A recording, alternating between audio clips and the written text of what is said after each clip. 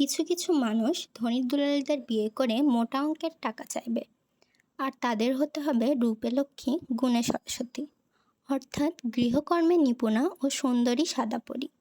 কিন্তু তারা এটা ভাবে না, ধনীর দুলালিরা তো সংসারের কাজকর্ম তেমন পারে না। তারা বাবা মায়ের রাজকন্যা হয়ে থেকেছে সারা জীবন। শ্বশুরবাড়ি এসে হুট করে সব দায়িত্ব চাপিয়ে দিয়ে তাকে কিছু না শিখিয়েই শাশুড়িরা খোঁচা দিবে, বাপের বাড়ি থেকে কী শিখে এসেছো। আবার ওই ছেলে আর তার মাই নিজের বোনের ওপর অত্যাচারের কথা শুনলে বলবে, আমাদের মেয়েটা ভারী কষ্টে আছে, জামাইটা মানুষ হলো না আর।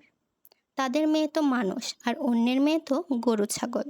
তাদের কোনো কষ্ট নেই, তাদের বাবা মা তো তাদেরকে ইন্টারনেট থেকে ডাউনলোড করে এনেছে।